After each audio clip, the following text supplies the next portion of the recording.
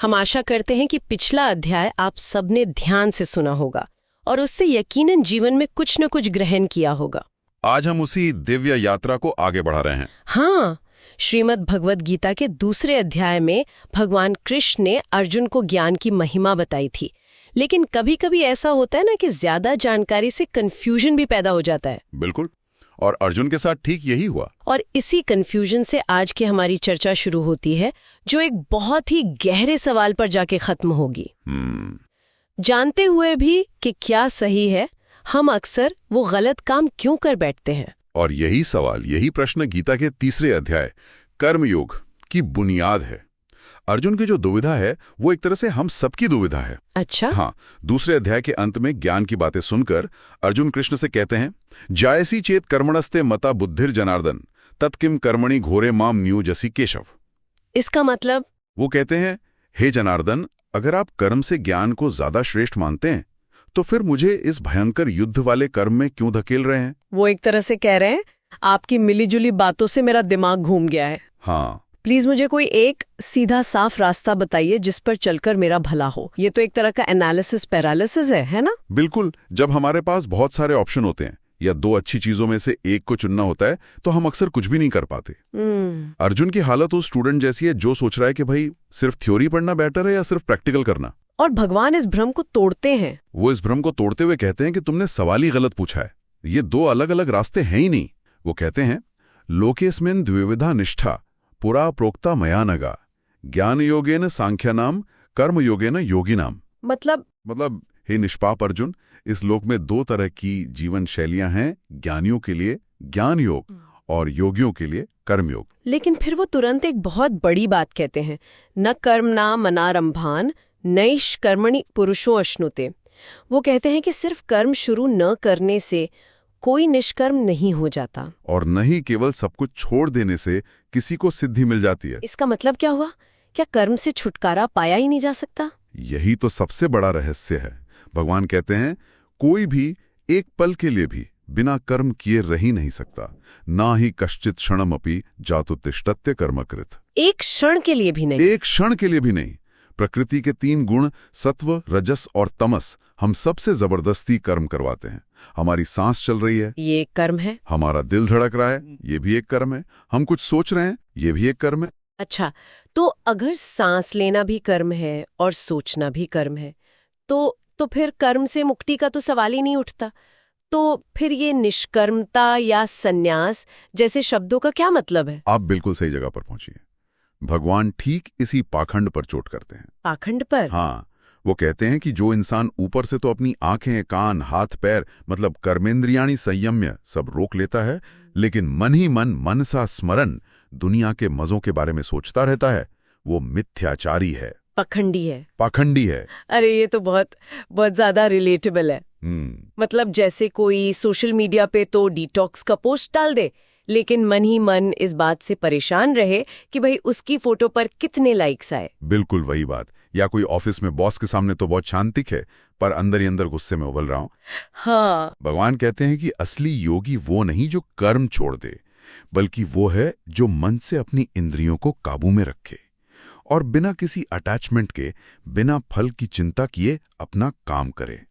असक्तः सविशिष्यते, वही श्रेष्ठ है। अच्छा। इसलिए वो अर्जुन से कहते हैं, नियतम कुरु कर्म त्वम, तुम अपना नियत कर्म करो, क्योंकि कुछ न करने से कुछ करना हमेशा बेहतर है। बिना कर्म किए तो तुम्हारा शरीर भी नहीं चल पाएगा। ठीक है, ये तो साफ हो गया कि एक्शन लेना ही पड़ेगा, हम कर्म से बच नहीं सकते। लेकिन फिर तो हम कर्मों के जाल में फंसते चले जाएंगे। हर एक्शन का एक रिएक्शन होगा, एक नया बंधन बनेगा। इस जाल से निकलने का कोई रास्ता है क्या? बहुत सुंदर सवाल। और इसी के जवाब में भगवान यज्ञ का कॉन्सेप्ट लाते हैं। वो कहते हैं, यज्ञार्थात कर्मणोऽन्यत्र लोकोयम कर्म बंधनः। इसका क्या अर्थ हुआ? यानी जो कर्म यज्ञ के लिए किए जाते हैं, उनके अलावा बाकी सभी कर्म इस दुनिया में बंधन का कारण बनते हैं। इसलिए हे अर्जुन, तुम आसक्ति से मुक्त होकर केवल यज्ञ के लिए कर्म करो। एक मिनट, यहाँ यज्ञ का मतलब सिर्फ वो हवन कुंड में आहुति देना तो नहीं होगा? ये थोड़ा कंफ्यूजिंग है। नहीं, बिल्कुल नहीं। यहाँ यज्ञ का बहुत गहरा और व्यापक अर्थ है। तो क्या है यज्ञ? यज्ञ का मतलब है निस्वार्थ भाव से किसी बड़े मकसद के लिए किया गया कोई भी काम, वो काम जो मेरे लिए नहीं बल्कि सबके लिए की भावना से किया जाए। अच्छा, तो यज्ञ का मतलब सिर्फ हवन करना नहीं है। तो क्या मैं ये कह सकती हूँ कि एक वैज्ञानिक जो मानवता के लिए वैक्सीन बनाने में अपनी जिंदगी लगा देता है, वो भी एक तरह का यज्ञ ही कर रहा है? इससे बेहतर उदाहरण हो ही नहीं सकता। या सोचिए ओपन सोर्स सॉफ्टवेयर के बारे में। हाँ, एक प्रोग्रामर हजारों घंटे लगाकर एक सॉफ्टवेयर बनाता है और उसे पूरी दुनिया के लिए मुफ्त में उपलब्ध करा देता है। उसे सीधे तौर पे कोई पैसा नहीं मिलता, लेकिन उसके काम से लाखों लोगों का भला होता है। ये आज के युग का एक आदर्श यज्ञ है। वाह, ये तो पूरे नजरिए को ही बदल देता है। मतलब जब हम अपने काम को खुद से बड़ा बना देते हैं तो वो कर्म बंधन नहीं बनता, बल्कि मुक्ति का साधन बन जाता है। और भगवान इसी को प्रकृति के नियम से जोड़ते हैं। वो एक खूबसूरत साइकिल बताते हैं। अन्नाद भवन्ति भूतानि परजन्यादन्न संभव यज्ञात भवति पर्जन्यो यज्ञः कर्म समुद्भवा। ये थोड़ा मुश्किल है। सरल भाषा में सभी जीव अन्न से पैदा होते हैं। अन्न बारिश से होता है, बारिश यज्ञ से होती है और यज्ञ कर्म से होता है। अच्छा, एक पूरा चक्र है। पूरा चक्र। हाँ। वो कहते हैं कि जो इस सृष्टि के चक्र को नहीं मानता और सिर्फ अपनी इंद्रियों के सुख के लिए जीता है, उसका जीवन व्यर्थ है। ये एक तरह से इकोसिस्टम और सामाजिक सहयोग का पहला पाठ है। परस्परम भावयन्तः। बिल्कुल, एक दूसरे को पोषित करो, एक दूसरे को आगे बढ़ाओ। ये तो कर्म करने की एक आध्यात्मिक वजह हो गई, लेकिन क्या कोई और ज्यादा व्यावहारिक वजह भी है कर्म करने की? मान लीजिए कोई कहे कि मैं तो ज्ञानी हो गया हूं, मुझे अब किसी यज्ञ की जरूरत नहीं। भगवान इसका भी जवाब देते हैं। वो एक सामाजिक कारण बताते हैं जिसे लोक संग्रह कहा गया है। लोक संग्रह? इसका मोटा मोटा मतलब है समाज को एक साथ बनाए रखना, लोगों के सामने एक सही उदाहरण पेश करना। वो राजा जनक का उदाहरण देते हैं, जो एक परम ज्ञानी थे, लेकिन फिर भी उन्होंने राजकाज का अपना कर्म कभी नहीं छोड़ा। क्यों? उन्हें क्या जरूरत थी? समाज के लिए। क्योंकि भगवान कहते हैं यद्यदाचरति श्रेष्ठस तत्तदेवेतरो जना। इसका अर्थ? यानी समाज में जो श्रेष्ठ लोग होते हैं, जो लीडर होते हैं, आम लोग उन्हीं को फॉलो करते हैं। वो जो स्टैंडर्ड सेट कर देते हैं, दुनिया उसी रास्ते पर चलती है। आज के जमाने में तो ये और भी ज्यादा सच है। एक सोशल मीडिया इन्फ्लुएंसर क्या पहनता है, एक बड़ा सीईओ क्या कहता है, एक फिल्म स्टार कैसे रहता है, हाँ, ये सब ट्रेंड बन जाता है। उनकी बहुत बड़ी जिम्मेदारी है। इसीलिए भगवान कहते हैं कि ज्ञानी पुरुष को भी आलस में बैठकर समाज को गलत संदेश नहीं देना चाहिए, बल्कि उसे अनासक्त भाव से कर्म करते रहना चाहिए, ताकि बाकी लोग सही रास्ते पर चले। और फिर वो अपना खुद का उदाहरण देते हैं। कहते हैं, हे अर्जुन, देखो तीनों लोकों में मेरे लिए कोई कर्तव्य नहीं है, न मुझे कुछ पाना है, फिर भी मैं कर्म करता हूं, क्योंकि अगर मैं न करूं तो सब लोग मेरे रास्ते पर चलेंगे और दुनिया में गड़बड़ हो जाएगी। ये तो कर्म करने की सबसे ऊंची प्रेरणा है, न अपने लिए न फल के लिए, बल्कि सिर्फ व्यवस्था बनाए रखने के लिए, सिर्फ कर्तव्य के लिए कर्तव्य करना। ठीक है, मैंने मान लिया कि कर्म करना है, निस्वार्थ भाव से करना है, समाज के लिए एक उदाहरण भी बनना है, पर करते समय वो मैं बीच में आई जाता है। मैंने ये प्रोजेक्ट पूरा किया, मेरी वजह से टीम जीती, मैं फेल हो गई। इस मैं का क्या करें? आपने सबसे बड़ी नस पकड़ ली। यही अहंकार कर्म योग के रास्ते का सबसे बड़ा रोड़ा है। भगवान कहते हैं, प्रकृतेः क्रियमाणानि गुणेः कर्माणि सर्वशः अहंकार विमूढ़ात्मा कर्ताहमिति मन्यते। इसका मतलब? इसका मतलब है सारे काम असल में प्रकृति के गुणों द्वारा किए जाते हैं, लेकिन अहंकार में डूबा हुआ इंसान सोचता है मैं करने वाला हूं। ये तो बहुत बड़ा माइंड शिफ्ट है। मतलब सफलता और विफलता हमारी नहीं है, वो बस प्रकृति के नियमों का नतीजा है। बिल्कुल। ज्ञानी व्यक्ति से समझता है और बस अपना पार्ट अदा करता है, एक एक्टर की तरह। और इस मैं से, इस अहंकार से मुक्त होने का सबसे सीधा रास्ता भी भगवान बताते हैं। वो कहते हैं, मयि सर्वाणि कर्माणि संन्यस्य। अपने सारे कर्म मुझ में समर्पित कर दो। हाँ, आशा ममता और चिंता को छोड़कर युद्ध करो। जब हम ये मान लेते हैं कि हम सिर्फ एक माध्यम हैं और करने वाला ईश्वर है, तो हम परिणाम की चिंता से अपने आप मुक्त हो जाते हैं। इसे ही समर्पण कहते हैं। इसी कॉन्टेक्स्ट में एक बहुत मशहूर और अक्सर गलत समझा जाने वाला श्लोक आता है स्वधर्म के बारे में। श्रेयान् स्वधर्मो विगुणा परधर्मात् स्वनुष्ठितात्। हाँ, ये वाला। अच्छी तरह से किए गए दूसरे के धर्म से अपना धर्म, भले ही उसमें कुछ कमी हो, ज्यादा श्रेष्ठ है। अपने धर्म में मरना भी कल्याणकारी है, पर दूसरे का धर्म भयानक होता है। हाँ, इस श्लोक को बहुत सावधानी से समझना जरूरी है।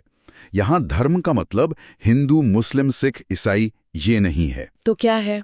यहाँ स्वधर्म का मतलब है हमारा अपना स्वाभाविक कर्म, हमारी प्रकृति, हमारा एप्टीट्यूड। और परधर्म मतलब दूसरे का स्वाभाविक कर्म। लेकिन स्वधर्म का कॉन्सेप्ट आज के जमाने में थोड़ा खतरनाक नहीं लगता? क्या इससे जाति व्यवस्था या किसी को अपनी मौजूदा स्थिति में ही बने रहने के लिए मजबूर करने का समर्थन नहीं होता? ये बहुत जरूरी सवाल है। देखिए, गीता किसी को जन्म के आधार पर किसी पेशे में बांधने की बात नहीं कर रही, ये गुणों की बात कर रही है। जैसे कि मान लीजिए कोई स्वभाव से एक कलाकार है, उसकी कल्पना शक्ति बहुत अच्छी है, लेकिन समाज के दबाव में वो कोडिंग सीखने चला जाता है, जो कि एक एनालिटिकल काम है। हो सकता है वो एक मीडियोकर कोडर बन जाए, लेकिन वो कभी खुश नहीं रहेगा क्योंकि वो अपना स्वधर्म नहीं जी रहा। भगवान कह रहे हैं कि अपने स्वाभाविक टैलेंट को पहचानो और उसी को निखारो। भले उसमें दुनिया की नजर में कम पैसा या शोहरत हो। बिल्कुल। किसी और की नकल करना हमेशा अंदर से खोखला और डरावना होता है। समझ गई। तो ये अपनी ऑथेंटिक सेल्फ को खोजने और उसके अनुसार जीने की बात है। सही। अब तक की बातचीत से ये साफ है कि कर्म करना है और कैसे करना है। लेकिन अब अर्जुन वो सवाल पूछते हैं जो इस पूरे अध्याय का निचोड़ है, और जो हम सबके मन में कभी न कभी उठता है। बिल्कुल। अर्जुन पूछते हैं, अथ केन प्रयुक्तो अयम पापम चरति पुरुषः अनिच्छन्नपि वार्ष्णेय बलादिविनियोजितः। हे कृष्ण, ऐसा क्या है जो इंसान से उसके न चाहते हुए भी जबरदस्ती पाप करवाता है, जैसे किसी ने उसे धकेल दिया हो? ये हम सब महसूस करते हैं। हमें पता है कि ज्यादा गुस्सा करना ठीक नहीं, फिर भी कर बैठते हैं। पता है कि जंक फूड सेहत के लिए खराब है, फिर भी खा लेते हैं। जानते हैं कि आलस करना गलत है, फिर भी करते हैं। क्यों? कौन है ये अंदर का दुश्मन जो हमारी ही बुद्धि के खिलाफ काम करता है? और भगवान बिना किसी लाग लपेट के सीधे उस दुश्मन का नाम बताते हैं। वो कहते हैं, काम एषः क्रोध एषः रजोगुण समुद्भवः। अच्छा, ये काम ही है जो रजोगुण से पैदा होता है, और जब ये पूरा नहीं होता तो क्रोध बन जाता है। महाशनो महापापमा, ये कभी ना भरने वाला पेट है, ये महापापी है। इस दुनिया में इसी को अपना सबसे बड़ा दुश्मन समझो। यहाँ काम का मतलब सिर्फ सेक्सुअल डिजायर तो नहीं है ना? नहीं, इसका अर्थ बहुत व्यापक है। काम मतलब हर तरह की तीव्र इच्छा, वासना, क्रेविंग। जैसे मुझे वो नई कार चाहिए, मुझे वो प्रमोशन चाहिए, मुझे सोशल मीडिया पर इतने फॉलोअर्स चाहिए। ये इच्छाओं का जो अंतहीन सिलसिला है, यही काम है। और जब ये तीव्र इच्छा पूरी नहीं होती तो वही एनर्जी गुस्से में बदल जाती है। इच्छा और क्रोध एक ही सिक्के के दो पहलू हैं। तो ये दुश्मन, ये काम इतना शक्तिशाली क्यों है? क्यों हमारी बुद्धि जानते हुए भी इसके आगे हार मान लेती है? ये रहता कहाँ है? भगवान उसका पूरा पता बताते हैं। इंद्रियाणि मनो बुद्धिर अस्याधिष्ठानम उच्यते। इंद्रियां, मन और बुद्धि, ये तीनों इसके रहने के अड्डे हैं। ये काम इन तीनों पर कब्जा करके हमारे ज्ञान को, हमारे विवेक को ढक लेता है। हाँ, भगवान 3 बहुत सुंदर उदाहरण देते हैं। जैसे धुआं आग को ढक लेता है, जैसे धूल शीशे को ढक लेती है, और जैसे गर्भ झिल्ली से ढका रहता है, ठीक वैसे ही काम हमारे विवेक पर पर्दा डाल देता है। ये तो ऐसा है जैसे हमारे ही ऑपरेटिंग सिस्टम में किसी ने मैलवेयर डाल दिया हो, जो हमारे ही प्रोसेसर यानी बुद्धि को हाईजैक कर लेता है। बिल्कुल सही समझा आपने। तो अगर दुश्मन का पता चल गया, उसका ठिकाना मालूम हो गया, तो उसे मारने का उपाय क्या है? अध्याय के आखिरी श्लोक में भगवान इसका समाधान बताते हैं। एक गहरी मनोवैज्ञानिक रणनीति। एवं बुद्धेः परम बुद्ध्वा संस्तभ्यात्मानमात्मना जहि शत्रुम महाबाहो काम रूपम दुरासदम। इसका सरल भाषा में क्या मतलब हुआ? इसका मतलब है, इस तरह जो बुद्धि से भी परे है, यानी तुम्हारी आत्मा, तुम्हारा सच्चा सेल्फ, उसे जानो। फिर उस आत्मबल से अपने मन को स्थिर करो, और फिर हे महाबाहु अर्जुन, इस काम रूपी मुश्किल से जीते जाने वाले शत्रु को मार डालो। मतलब समाधान बाहर से नहीं, अंदर से ही आएगा। अंदर से ही आएगा। जब हमारी बुद्धि पर इच्छाओं का कब्जा हो जाए, तब हमें याद करना होगा कि हम सिर्फ ये मन और बुद्धि नहीं है, हम इनसे परे वो शांत शक्तिशाली चेतना है जो ये सब देख रही है। बिल्कुल। और उस ऊंची अवस्था में जाकर हम अपनी ही बुद्धि को सही रास्ते पर वापस ला सकते हैं। यही सेल्फ अवेयरनेस की चुरांत अवस्था है। अपने बुद्धि को ही हथियार बनाकर मन और इंद्रियों को नियंत्रित करना, और ये सब आत्मज्ञान के बल पर करना। यही कर्म के रास्ते पर चलते हुए उसके सबसे बड़े दुश्मन पर विजय पाने का एकमात्र तरीका है। तो यात्रा शुरू हुई थी कर्म करूं या ना करूं के सवाल से, और खत्म हुई अपने अंदर के सबसे बड़े दुश्मन काम यानी असीमित इच्छाओं को जीतने के संकट पर। यही कर्मयोग है। तो आज हमने समझा कि कर्म से भागना नामुमकिन है, लेकिन कर्म को निस्वार्थ सेवा यानी यज्ञ बनाकर उसके बंधन से मुक्त हुआ जा सकता है। हाँ। और इस रास्ते पर चलने के लिए हमें अपने अंदर के सबसे बड़े दुश्मन अनियंत्रित इच्छाओं को विवेक और आत्मज्ञान के हथियार से जीतना होगा। बिल्कुल। आज की इस चर्चा के बाद एक सवाल मन में रह जाता है, अगर इच्छा ही असली दुश्मन है तो क्या एक इच्छा रहित जीवन जीना संभव है, या फिर लक्ष्य अपनी इच्छाओं को खत्म करना नहीं बल्कि उनकी क्वालिटी को बदलना है, छोटी स्वार्थी इच्छाओं से बड़ी सार्वभौमिक इच्छाओं की ओर? इस पे सोचा जा सकता है। हम आशा करते हैं कि पिछला अध्याय आप सबने